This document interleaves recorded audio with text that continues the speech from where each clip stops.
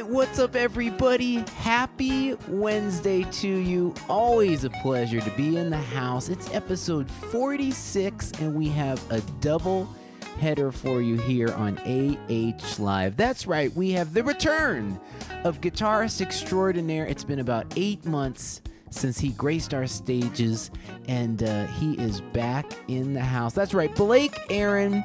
He's going to share some conversation with us, and his brand new smoking hot single, Sunday Strut. It features Najee, and so we can't wait to hear that. And as a bonus, we have the incredible Wakana, all the way from Japan, and she's going to share with us her brand new single, Silk. So we've got a lot planned for you, a lot of incredible music. Thank you so much for tuning in. If you're catching us on either Blake or Wakana's page, welcome. I'm Adam. We're here every week. Don't forget to come on over to Adam Holly Artist page and just click follow, because we're here every Wednesday and we have great content throughout the week as well. So we'd love to keep in touch with you. But we're going to get straight to the music. We're going to get warmed up with a tune of mine.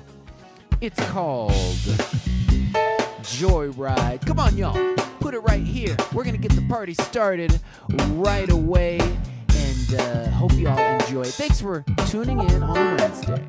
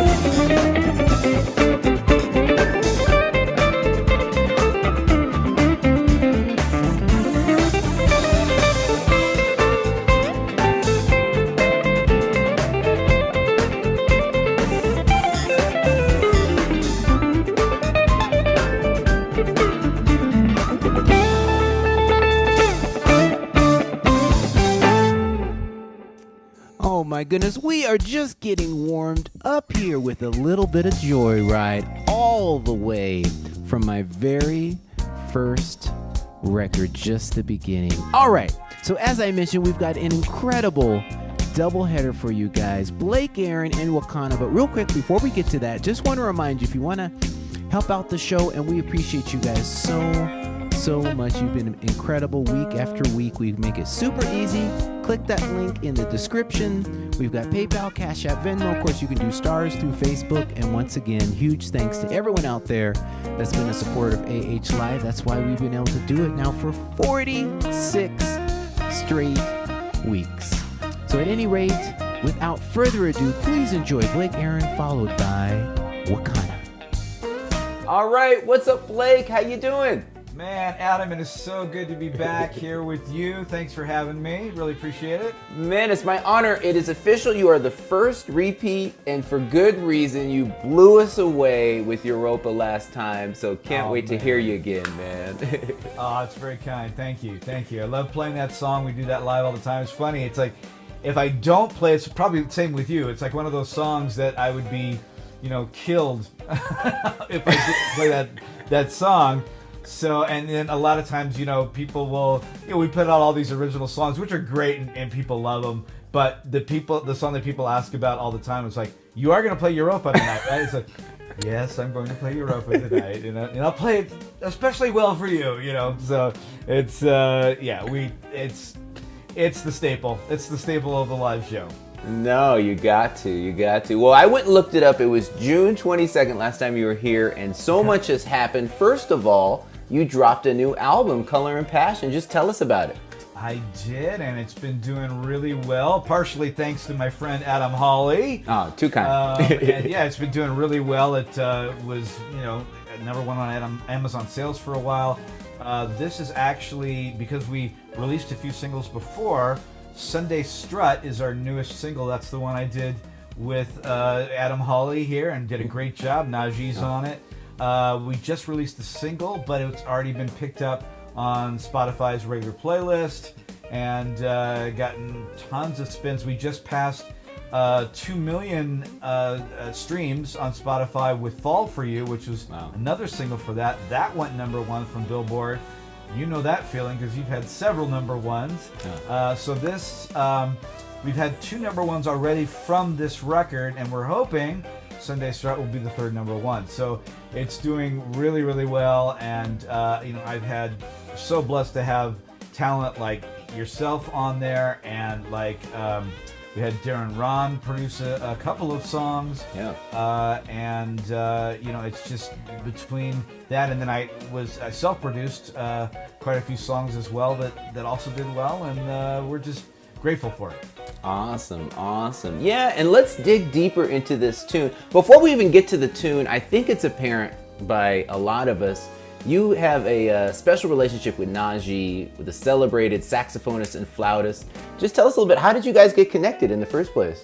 That was through actually my radio show, because I had a radio show like you, similar. We were on KSBR down here in Mission Viejo that used to be a pretty big station. Unfortunately, they kind of went internet only, but they were at one time terrestrial, and they were kind of the station in southern Los Angeles for a while. And we were so fortunate to have a radio show that we could pretty much do whatever we wanted. They just gave us, how long was it? 3 hours. And we had that for 5 years, and then we went 2 years independent. So for 5 years, we were on that station, and they just said 3 hours, play whatever you want, do whatever you want, have whoever you want on there. So we had everybody on that show, and not just jazz people. We had Kenny Loggins on the show. We had John Anderson from Yes. We had, the guys from, trying to remember who, we had David Pack on the show, and just all kinds of different artists. But we had all the great jazz guys as well. We had, Culbertson and Boney and, all the guys. So it was a lot of fun, and we had Najee several times on that show. And the first time Najee was on that show, it was just such a great experience. He's just such a down-to-earth guy. We had such a great time with him. And then after, most guests are just kind of like, hey, man, thanks, great seeing you, see you later. Najee was just like, so, what's happening around here tonight? Let's go do something. And I'm like, cool. The only thing I could think of that night is it just so happened my friend Will Donato was playing at a club in LA. And this was when The Wave was still doing events, in LA. And he was doing an event for The Wave. And I said, well, my friend's doing an event up for The Wave. And that's up in LA. But, it's a bit of a drive because from KSBR to LA, it's a good hour. He goes, I'm cool, man. Let's do it. So we actually caravanned all the way up to LA. Najee got up there, and at the time I was very familiar with his saxophone playing, but I just wasn't that familiar with how great of a flautist or flute player that he is and was. And because Will was playing saxophone, he pulled out his flute out of respect, so there wasn't just two guys blowing on sax. And he just knocked me out with his flute playing. It was just amazing. And because of that, I said, you know what? I have got to write a tune that everybody features Najee on sax, at least at that time. But I didn't know of anybody at that time who was featuring Najee on flute. So I wrote a song called Encantadora, Latin tune. I called up Najee and I said, man, you knocked me out with that flute playing at Will Donato's gig. Would you consider playing flute? And he said, I would love to. And I mean, he was just so gracious about the whole thing. And he played on it, knocked it out of the park. That was my first number one, was Encantadora. Was him. And then ever since, we've been doing some gigs together. He's been on a couple of my gigs. I've been on several of his gigs. I've been flown out to be a special guest on some of his gigs. And, it's been great. He's such a great guy. Man, and I have to agree. I guess I copied you inadvertently. I didn't realize it, but I did the same thing. He played flute on my last album and just completely blew it out of the park. Oh my goodness, man! It's destroyed in a good way. Right. Make sure that's clear. Beyond recognition, the song is. Right. But so let's fast forward to your current single. He jumped on here, and if I remember correctly, I think he did tenor and soprano, and again. Man, just knocked it out of the park. It just turned out so cool. He did. So, he sent in the sax tracks, and man, he sounds great on it. And again, Adam was the producer on that, and it just turned out really, really well. And Adam was the co-writer on that, by the way, as well.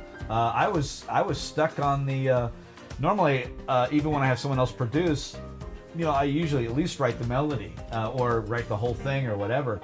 But I was, as Adam will tell you, I was stuck on the hook. I had the verse, I had the bridges, and every hook I came up with, I wasn't digging it. And so Adam came up with this hook and sent it over to me, and I'm like, yeah, man, that's it. That's the hook. So Adam co-wrote it with me and played amazing rhythm guitar. I normally play rhythm guitar on my own songs too, but Adam just played this great rhythm guitar part on it. And I'm like, man, I can't improve on that, so let's go with that. No, man, it was an honor to back you up and to play behind us, just a world-class guitar player. I mean, it was just such a blast. You just destroyed it. We got David Mann on the horns. We got Eric Valentine, Mel Brown. So it's a world-class cast of characters. And let's hear it. And I think, isn't Will Donato helping out on this video, right? He is, yes. We did that for something else that we needed to do for Intervision Records, and Will just decided to come down and be the guest on saxophone, and he's doing a great job on it. Awesome. Well, the original features Najee, but today we're going to hear Sunday Strut with guest Will Donato. Here we go, Blake Aaron.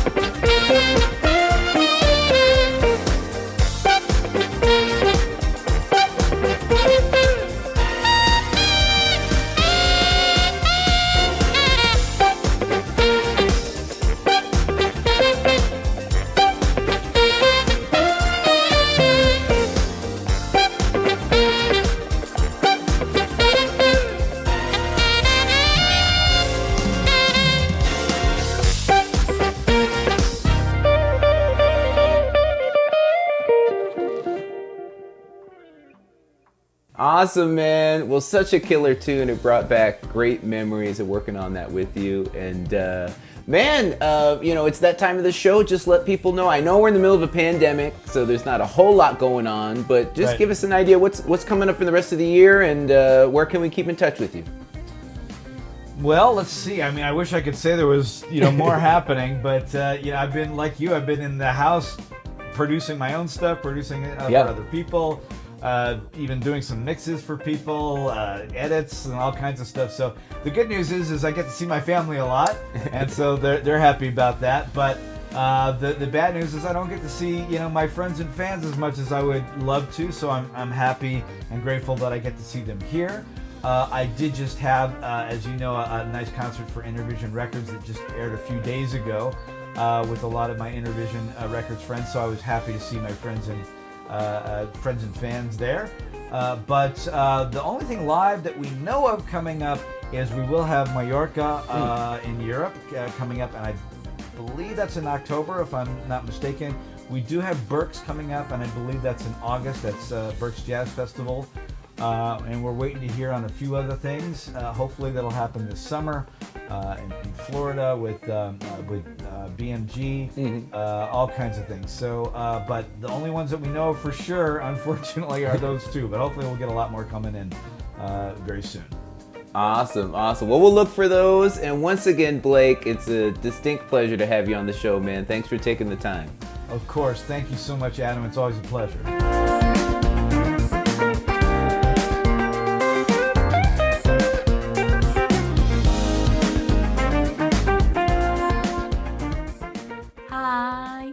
This is Wakana from Chiba, Japan. Thank you for letting me know, Adam and Kat. I love your show. I'm so happy. Thank you so much. I'm going to play for you my single called Silk. This song produced by incredible producer and keyboardist Blake Manning. Hope you like it.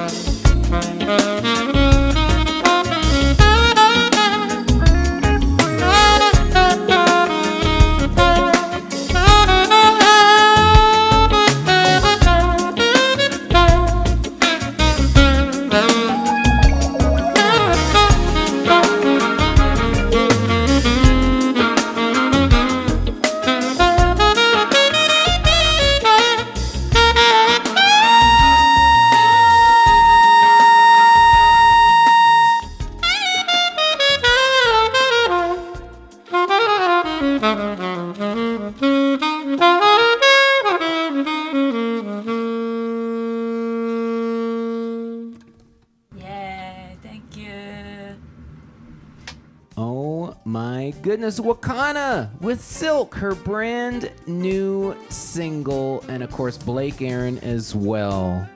So much fun. Well, you know what time it is. It's time to bring in my lovely wife, Kat with the cat cam. Bam, there she is. How you Hi. doing? Good, how are you? How are you today? I am well, thank you. I like your shirt. Well, funny thing, it's a birthday present from Grammy. So thank you, Grammy. It is perfect. It's The so cut- cute. The cut is just like, some shirts they just fit, and this fits. I think I'm gonna have to get some more from the same brand. I don't even know what brand it is. I'll have to check.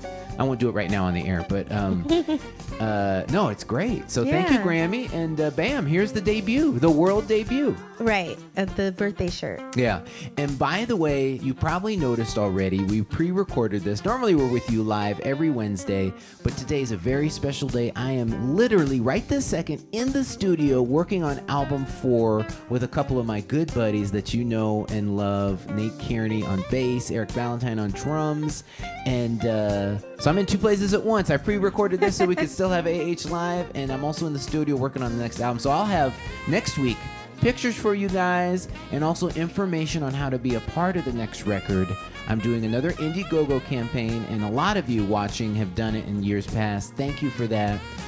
So I'll have all that information for you, and you'll be able to pre-order the record, get a lot of other goodies as well. So look for that next week. But at any rate, let's jump in. How about Blake and Wakana? Incredible performances, huh? Yeah, and I just love Blake's guitar playing. I mean, Well, he's so good. He blew us away with Europa last time, which who would have thought? We already had the Gato Barbieri, and we also had Santana destroy that song, and yet Blake managed to make it his own. And well, you heard it in the interview. People get mad if he doesn't play it. So I know. I would be mad too if I were to see him live and he didn't play it. But he's such a nice guy. Yeah. Great guitar player. And then today was Sunday's Strut, and we had Will Donato jump on it. So thank you, Will, for that, for That lending was so cool. your talent. So so very fun. And then what about Wakana? All the way from Wakana! Japan. She's so sweet. She is. She's the sweetest. I think the last time she was here in the States, Yeah. I believe she was working with Greg Manning. Yeah, that's right. And he did. They worked together on this recent song too, Silk. Oh, So, okay. Yeah. So when she was here working with him, and I think you were going over to his studio or something like that and working with him, and then she gave you gifts. Yeah. For me, yeah. to So bring back to me, sweet. and it was like just really cute stuff from Tokyo, and like a lot of like nail design for my nails. In Tokyo, for women, nail art is like really huge. Oh, yeah. And so she had brought me some stuff back, and I believe like some teas and like cute little keychains and stuff, like just really cute stuff. So Yeah. thank you, Wakana. I still have a lot of that, and my nail stuff, I did use it. And also, last time I was in Japan, you weren't there, but I was there as a special guest with Dave Koz, and she met me and Carnell, and we went and hung out, had an incredible lunch, and then she had gifts for us there too. So Wakana is just the sweetest. We So appreciate your sweet. talent Yeah. and also just your your kind personality. So thanks for lending that tune. Look for it. Well, you're already hearing it. It's on the radio, but yeah. And I want to go hang out with Wakana in Tokyo. Come on. I Come mean, on. just like you said the last time you were there, Yeah. I wasn't with you. Yeah. But the previous times we were there together, Yep. Tokyo was such an amazing, amazing place. Oh yeah. I No, it's just an love awesome it so city. much, and I love the Japanese culture, and it's just amazing. Yeah, yeah. And today we're going to get to an extra long segment of Ask Adam because we didn't get to all the questions last week. We had all those birthday pictures to share with you. So we're going to get to that. But I did want to mention real quickly, we sadly lost Chick Corea, and it was so sudden. I didn't have a chance to do something musical as a tribute to him. I'll make sure to on the next episode. But did just want to mention, of course, we're just so sad. Our thoughts and prayers are with his family. And I just remember I had the unbelievable opportunity to play with him one time, one song. If you remember, I used to tour with the Manhattan Transfer from 2008 to 2012, and they had an album called the Chick Corea Songbook. So when we were in Italy, Chick was playing the following day. If correct me if I'm wrong, I think we were in Perugia, but he was there and sat in with us on one song, and it was just such an incredible incredible thing. I think I posted that picture on my social media, so you can scroll back and check it out. But we'll miss you, Chick. And I'll make sure to do something next week and play something, because his music is you have to. His music will just last forever. It's just his imprint on jazz is it's hard to overstate it. It's he was an incredible talent. Yeah, and it's so bizarre. I mean, I know 2020 has just been indescribable, just with how many people that we've lost to the pandemic. But aside from that, people that didn't pass away from the virus, there's just been like a very disturbing number of like just people that we know, and then of course people like in the public eye, entertainers, and just well-known people that have passed away, and it's just insane. It's wild. Like when you had said, "Oh, Chick Corea passed," and I was just like, "What?" Because didn't we just lose? I can't even remember her name. Just so many. She was one of the singers in the Supremes. Mary Diana Wilson. Ross. Yeah, that was literally like 2 days ago. Yeah. And then last week it was Hank Aaron, or 2 weeks ago Hank Aaron. Hank Aaron. Like, but there's Home Run King, Bill Withers. It's just so it crazy. goes on and on. It's really staggering. Well, we will definitely celebrate him next week and do some of his music, and definitely think of just the great memories he brought us over the years. Just as I said, you cannot overstate his importance to jazz. It's just incredible. So, and what's the song that the Manhattan Transfer used to perform all the time? Was it Spain? Well, we did Spain. Yeah, they had done a version of it, and of course that's one of his very famous songs. Al Jarreau did a famous version of it as well. Yeah. So it was great memories. Even after we finished the kind of Chick Corea Songbook tour, we still played, I think, Spain in almost every show. And so that was definitely a favorite back when I was with the Transfers. So what are you going to play next week? Well, I'm going to have to figure that out. I'm going to have to learn it, because his songs are not just a little 3-note ditty. But we'll figure it out for sure. So definitely look for that next week. But yeah, let's jump in. We want to get to your questions. We missed a bunch of them, ran out of time. Yeah, we did. So hit me, Kat. What do we got? Okay, so these are some, we kind of have like two. We have some that we missed from last week, but then also the previous week. Okay, well, let's catch up. Like you said, with the birthday photos and all, we couldn't this get is through a perfect so many. time. Let's do it. Okay, so James Johnson, he says, as a kid, which guitar artist inspired you to play? That's a great question. I didn't come across contemporary jazz until I was maybe 15 or 16. So I listened to a ton of blues starting off. And that was thanks to my incredible guitar teacher, Greg Stipkala, up in Oregon. And I was listening to B.B. King, Freddie King, Albert King, all the Kings, Eric Clapton, Jimi Hendrix, Stevie Ray Vaughan, who else? Santana. I was a big Santana fan. And so, a lot of my guitar playing was that. The Allman Brothers I was a big fan of. And I had a blues band when I was in high school, and we played originals and some covers and toured all over Oregon and Washington. So that was the beginning. But the drummer actually in that band, Jake Brownson, he went on to become an incredible computer engineer. But at the time, he gave me a mixtape, and on it was Breezin' by George Benson, and my life was changed forever. So I went down that whole rabbit hole, got in, really into Norman Brown as well. And then I also was really big into straight ahead jazz. So I transcribed a ton of Wes Montgomery, Joe Pass, Grant Green. A lot of different guitar players. But in the very beginning, it was a lot of blues and rock for sure. So, yeah. Nice. Let's see. Joy Russell Nicholas, she says, did you ever play in marching band? My school was so small. Remember we were talking about last week, rural Oregon. That was the coined phrase. So my school was so small we did not have a marching band. But I did play in what they called concert band, where we did play some of the material you might see in a marching band. And we would play at the football games and basketball games, but we would just sit in the stand. We wouldn't march around.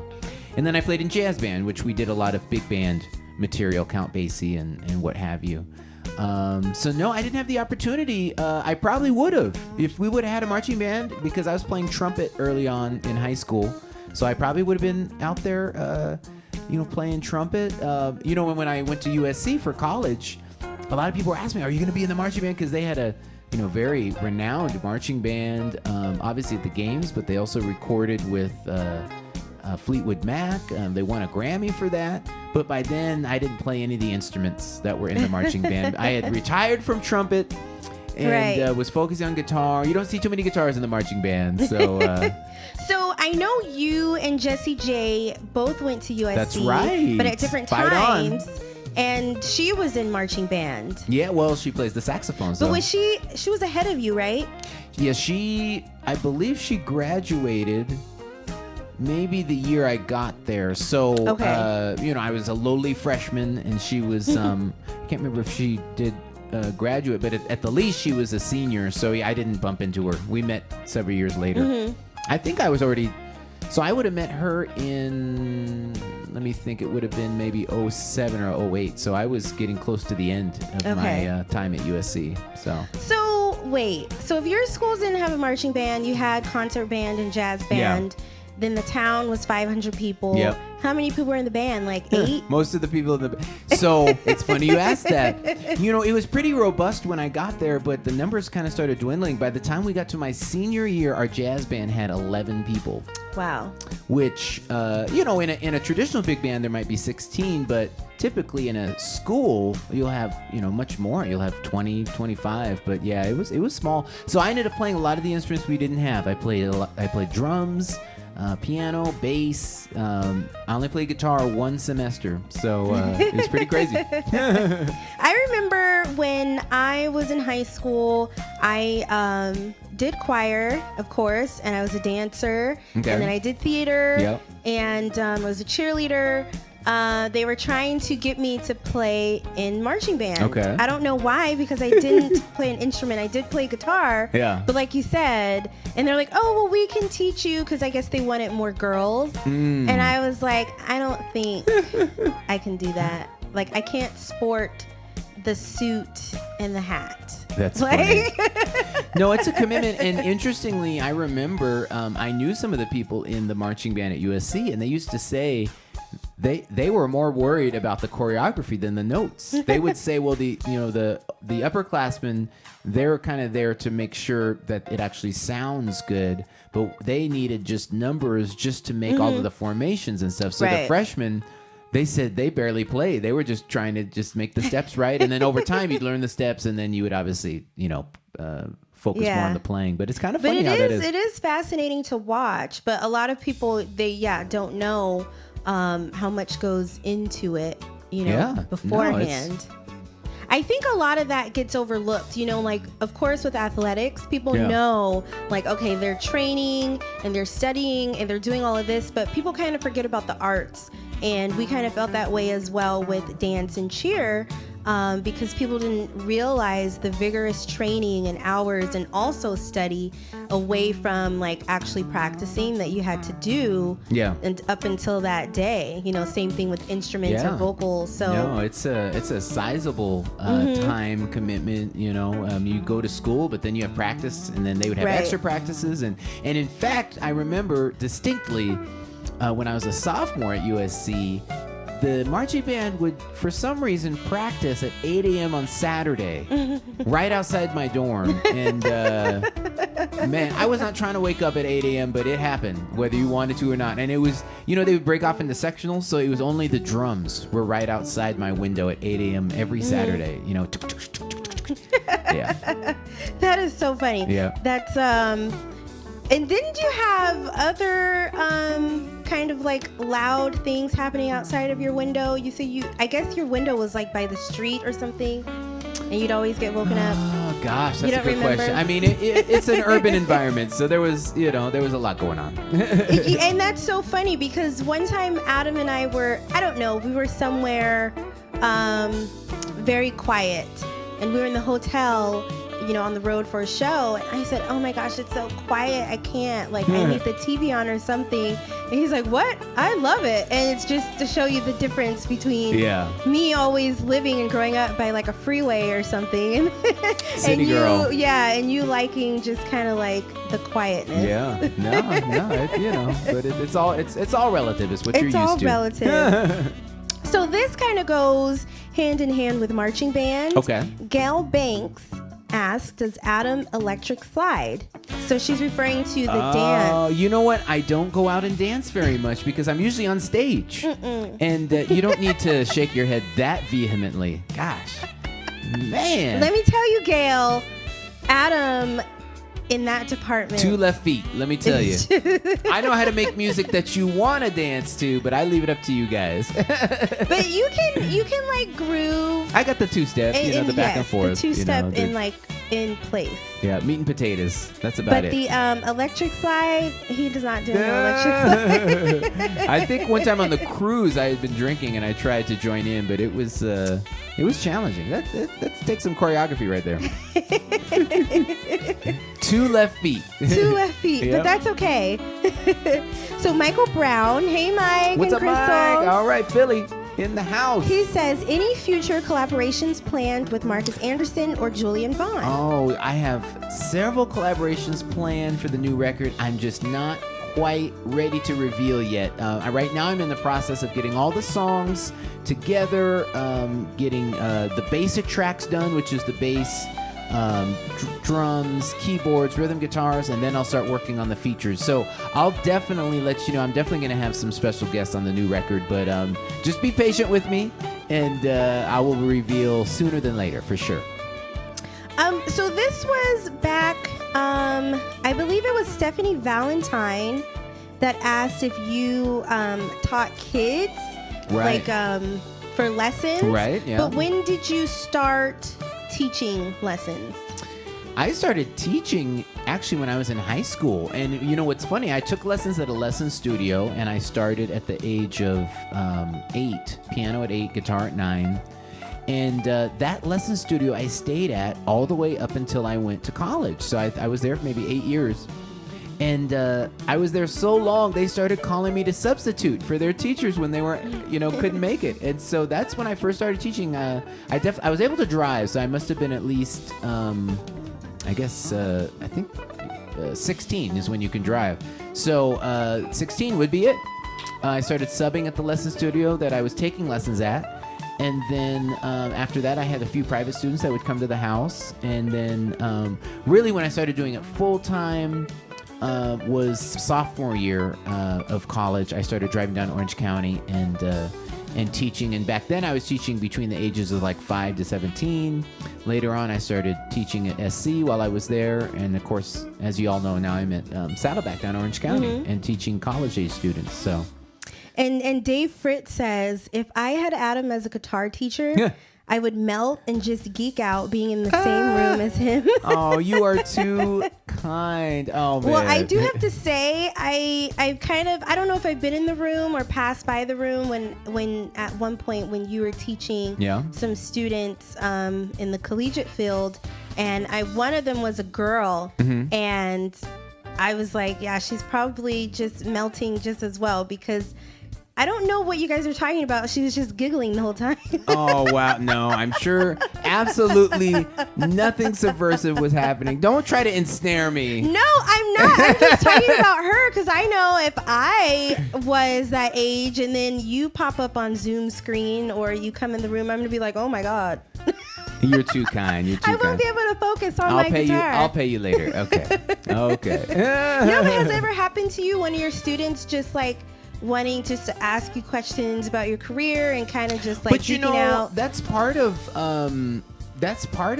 doing lessons. Obviously we all want to get better technically, but a lot of times in the lessons it'll be career advice. We'll be talking about gear, strategy in terms of how to get from point A to point B in terms of what you're doing gigging wise. So yeah, it's all of the above, and I really try to.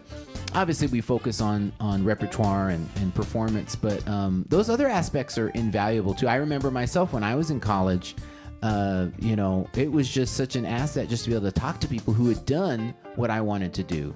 And so, yeah, it's all of the above, you know, and I have fun with it. I try to share as much as I can because I owe all of my career to the incredible education I was able to be a part of, and so I'm just trying to give back to the next generation. And I do hear you talk a lot with your students about gear. And you know, if they get something new and they come to the screen and showing you, and you're kind of like geeking out too over it. Yeah, no, I mean, and gear is a big part of it, but ultimately, especially for a player, the tone ultimately is in your hands. So it's all about developing the gift that you have, and because it's kind of crazy, you know, if you hand this guitar to someone else, they're going to sound like them. They're not going to sound like me, you know. So it's still, you know, the tools are important, but the craftsman is very important too. Yeah. So, yeah. And then, of course, we have so many people that always say hi to us and just saying, hey, you know, like when the feed first starts and everyone's able to comment and everyone says, hey, Jazz family, or they're saying hi, Kat and Adam. And Robert Zahn, he's the one, I believe it was probably like 3 weeks ago, that kind of gave us a nickname. Oh, and okay. so instead of saying, hi, Kat and Adam, he'll say, hi, Kat Adam. Oh, Catam. Right. Catam, Catatum. We're the new Benifer. Or right, exactly. That's and funny. so, and I've seen a couple other people that will like say that too, like they'll comment on it, and it's so cute. And thank you guys so much. Brad Jelena. Right. Yeah. And I do have to say, Roz Johnson. Hi, Roz. Yes. Every time Roz makes a comment or will have an Ask Adam question, I always say he or him because I think that it's a male, but it's actually a woman. Oh, sorry. And I'm so sorry. I can't see the little photos, you know, in the little circles on the side of the screen. And then, of course, maybe is Roz short for something? I guess I just assumed Roz was a male name. There's a Roz on Frasier. I don't know if you used to watch that show, but no. Okay. Well, there you go. Moving on. So sorry, Roz. But thank you guys so much for watching. And that, I think, concludes our Awesome. Ask Adam. Well, thank you so much, Kat, as always. You're welcome. Appreciate you. Bye. All right. And now is the time to let you know what's going to happen next week. And we've got another incredible episode planned for you guys. Ladies and gentlemen, I am excited to announce the one and only Kayla Waters is in the house. Pianist extraordinaire, producer extraordinaire. She is just blown up on the charts and is killing it out there. And oh, by the way, her dad is Kim Waters. But I mentioned that last because she is an artist in her own right and is just doing an incredible job. So she is sending in several tunes, and I'm going to jump on at least one of them and jam with it. And so make sure you tune in next week. Cannot wait to hang out with Kayla Waters. And one more reminder, if you want to help out, we make that super easy. Just click that link in the description, and PayPal, Cash App, Venmo. We've got stars, and you guys are the reason we're able to keep going and have these incredible performances week after week. And I also have coming up in the coming weeks, Phil Denny. We have Ryan Montano. Let me think. I have a few more. Will Donato. And I'm missing one more. But anyways, we've got a ton of incredible guests coming up. Bob Baldwin was the other one I was trying to think of. So we've got all of those incredible artists coming up in the next several weeks. But in the meantime, I've got one more tune for you to close it out. And I'm going to finish off with, you know what, we went kind of retro this week. I ended up doing a couple of tunes from my first album, and you guys will recognize this one. It is called Cruisin'.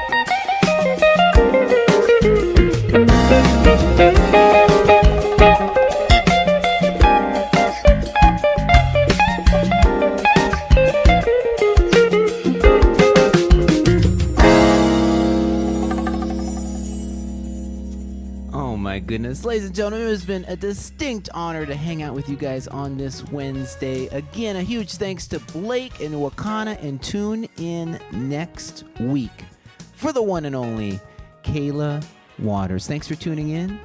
I hope you have a great night.